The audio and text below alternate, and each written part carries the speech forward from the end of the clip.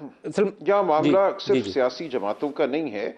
हम भूल जाते हैं कि पाकिस्तान में 24-25 करोड़ लोग बसते हैं, उनका भी कोई जहन है, उनकी भी कोई सोच है। वो भेड़ बकरियां नहीं है कि हम उनको हाँकते। मुझे अगर 1,60,000 वोट पड़ा है लाहौर शहर में, ये एक बहुत ही बड़ी बड़ी तादाद थी। आप देखिए मरियम बीबी को, हमजा साहब को, रुहेल असगर साहब को, सरदार एयाज सादिक को, साद रफीक को, पुराने मंजे हुए सियासतदानों को 70,000 और लाख के दर पड़ा है। मुझे 1,60,000 वोट पड़ा है। मेरा वोटर मुझसे आज रोज पूछता है ये मेरे वोट का क्या हुआ। मेरे मुकाबले में एक शख्स को आपने लिख के दे दिया कि 1,72,000 वोट है, वो मियां नवाज शरीफ से भी बड़ा लीडर बन गया लाहौर शहर का। तो ये एक ऐसी सूरत हाल है जो लोगों को कबूल नहीं है। आपको इसका तदारुक करना होगा। ये एक ऐसा झूठ है जो हर एक की आंखों में इस वक्त चुभ रहा है, हर एक के कानों में इस वक्त वो खलिश पैदा कर रहा है। ये नहीं हो सकता कि आप अवाम को धुतकार दें और फिर कहें आओ चलो अब जीरो शक्कर हो जाएं और आगे बढ़ो। आपने अवाम और रियासत का जो रिश्ता है उसको कायम रखना है। उस रिश्ते को आप झूठ की बुनियाद पर नहीं चला सकते। कोई मुल्क तरक्की नहीं करेगा जहां उसकी यूथ, उसकी अवाम मुतनफ़र हो रियासत से, वो ये समझे कि ये रियासत झूठ पर मबनी है, ये हुकूमत झूठ पर मबनी है। आपको जरूरत है अवाम की हुकूमत का साथ देने के लिए, रियासत का साथ देने के लिए, रियासत के इदारों का साथ देने के लिए। इसके लिए जरूरी है कि आप अवाम का एतमाद बहाल करें इदारों में। अगर ऐसा नहीं होता तो हम तो शायद एजिटेशन ना करें, लेकिन एहतजाज जरूर होगा, लोग करेंगे, लोग खुद आकर करेंगे। तो इसलिए खुदारा आप हकीकत को समझिए कि आप एक इतनी बड़ी धांधली करके, इतना बड़ा तमस्खर उड़ाकर जमहूरी अमल का आप आगे नहीं बढ़ सकते। इसको आपको ठीक करना होगा। ये खंजर है जो आपने दिल में घोंप कमेंट दिया करना इस चाह कौम रहे हैं, कर लें, के। फिर अब मुझे आपको ब्रेक इस पे जाना खंजर को निकाले बगैर जी आपको आगे अगर नदीम मलिक बढ़ना साहब है तो देखिए, आपको शिफा देनी होगी। देखिए नदीम मलिक साहब, अगर आप कन्फ्रंटेशन की सियासत से बाहर नहीं निकलेंगे और स्टॉल क्लेम पे खड़े रहेंगे कि 170-180 सीटें हमारी आ गई, तो फिर तो चांद पे जाके आप अपनी हुकूमत बना लें। नंबर एक। नंबर दो ये कि आप किस रियासत और किस इदारों की बातें कर रहे हैं जिसके ऊपर आपने आग, गोले और तोपें और बंदूकें चलाई हुई हैं, ठीक है। सो हम माजी भी ना भूलें ना, हम तो 15 साल इस पार्टी के अंदर रह चुके हैं। जो कल के कल पॉपुलैरिटी वेव के ऊपर बैठ के आए हैं, वो हमें भी भाषण ना सुनाएं कोई भी कौम के ऊपर, और ना हमें इदारों की बात करके दें। क्योंकि इदारों के ऊपर जब आपने टैंकों पे और तमस्खर उन शहीदों का भी उड़ा दिया 9 मई के वाक़े के अंदर, तो उतनी बात करें जितनी एक्सेप्ट हो जाए। अगर हम किसी फेस को एक्सेप्ट करें एक्सीडेंटली केयर टेकर सेटअप के तहत कि जी पीटीआई की केयर टेकर वेव है, ये हाई पॉपुलैरिटी वेव के ऊपर लोग राइड कर रहे हैं। सलमान अकबर राजा साहब से मेरा कोई इख्तलाफ नहीं है, लेकिन क्या वो 15 साल से सेक्रीफाइस करें इस पार्टी के अंदर? हमने तो खून दिया इस पार्टी के अंदर, मॉरली, इमोशनली, फाइनेंशियली हमने इस पार्टी के अंदर खून अपना दिया। हम बड़े इस पार्टी के अंदर हुए। आप हमें बताएंगे ये पार्टी क्या है? आप हमें बताएंगे, दर्ज देंगे कि कौन यहाँ इदारों की बात कर रहा है? इदारों की तबाही से तो हमने मुल्क का स्टार्ट लिया है। मुल्क को तोड़ने की सारी गेम तो हमने बनाई है। वो कौन सा गलत काम है जो हमने नहीं किया? जो नून लीग को हम बुरा कहते थे, पीपल्स पार्टी को बुरा कहते थे, जो मौलाना को फौज के लिए हम बुरा कहते थे, वो सब हदें पार करके तो हम गए। आप कह रहे हैं दायरे तोड़ने का काम हमने किया, आपने अपने लिए, मतलब हम पीटीआई के लिए जो मैं बिल्कुल बात कर रहा हूं। आप खुदा की कसम खा के मैं कहता हूं कि आप जवाब दीजिएगा इसका। आबिद शेर अली साहब पिछले इलेक्शन में हराए गए हैं। खुदा की कसम खा के आपको बात कर, इस बार जेन्युइनली आ रहे। पिछली बार हराए गए थे क्योंकि नवाज शरीफ के ये भांजे या भतीजे थे या बहन के बेटे थे। मैं तो ओपन बात कर रहा हूं। ये खबरें चलाएं, इनकी बड़ी खबरें चलाएं। राजा साहब आप इसका जवाब देना चाहते हैं? नहीं, देखिए ये कहना कि पीटीआई कोई मुल्क दुश्मन जमात है, ये बिल्कुल एक गलत बात होगी। 9 मई का एक वाकया हुआ, उसमें अगर नहीं सलमान साहब मैंने ये बात नहीं की है। सलमान साहब मैंने ये बात नहीं की है। सर मैंने ये बात की है। देखिए मुझे अर्ज कर लेने, देखिए 9 मई का वाकया जो है तो ठीक है, उनको सजा दें उन लोगों को, लेकिन पीटीआई उन लोगों पर सिर्फ नहीं है मुश्तमिल।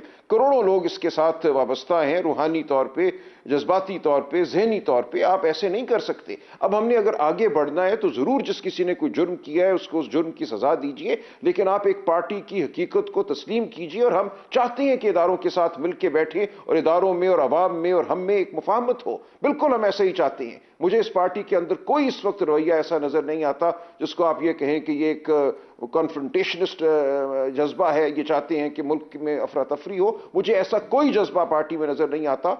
और मेरी इमरान खान साहब से तवातुर से मुलाकात तकरीबन हर हफ्ते हुई है पिछले 8-9 माह में, उससे पहले तो रोज ही होती थी। इसलिए मैं आपको यकीन से यह कहता हूं कि इस वक्त हम एक बहुत मैच्योर और बुर्दबार पार्टी हैं। हम समझते हैं कि पाकिस्तान की बड़ी पार्टी होने के नाते हमें पाकिस्तान की आबियारी करनी है, पाकिस्तान के इदारों की आबियारी करनी है, हमें सबको साथ लेकर चलना है। लेकिन वो तभी मुमकिन होगा कि हम सच को माने, माजी के झूठ को भी हमें मान लेना चाहिए। मैं बिल्कुल उससे इनकार नहीं करता, लेकिन आज का जो सच है और आज का जो झूठ झूठ है, उसमें तफरीक जरूरी है।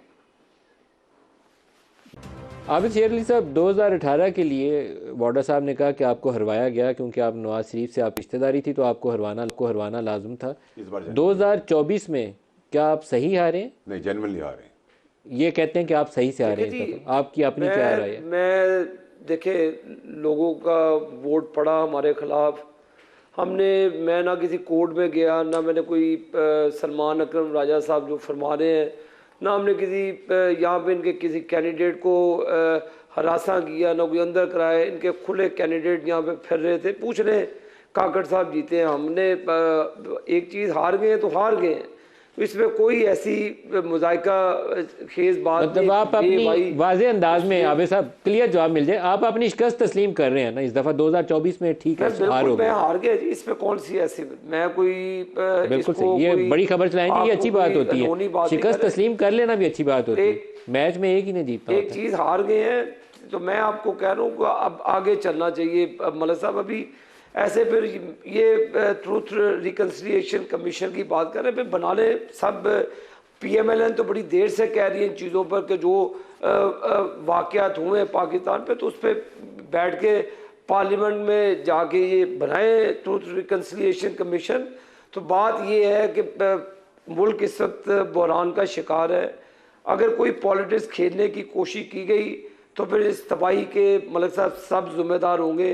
मीडिया हाउसेज को भी चाहिए, पॉलिटिशियंस को भी चाहिए, पाकिस्तान की गरीब आवाम का सोचे, पाकिस्तान की इंडस्ट्री का सोचे, पाकिस्तान की टेक्सटाइल। अच्छा, टाइम थोड़ा जल्दी राजा साहब से भी जवाब ले लें। राजा साहब, इस वक्त सबसे बड़ा चैलेंज ये होगा कि जो आपके जीते हुए अरकान है आज़ाद, वो आपके साथ बचे रहे। मुझे लगता यह है कि अगर इसी तरीके से ये मैच अभी हंग रहा दरमियान में, तो आपके बहुत से अरकान टूट जाएंगे। कौमी असम्बली में ज़्यादा देर मोहलत मिलेगी नहीं, अगले एक हफ्ते के अंदर टूट जाएंगे।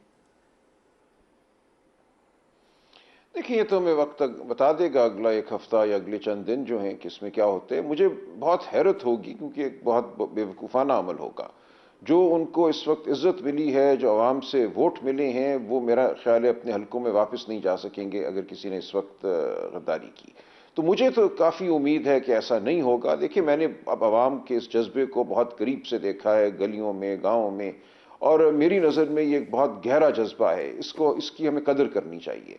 और इन लोगों को भी मेरा ख्याल है इतना इदराक है जो सियासी मैदान में है कि ये इस जज्बे की से गद्दारी जो है वो उन्हें हजम नहीं होगी।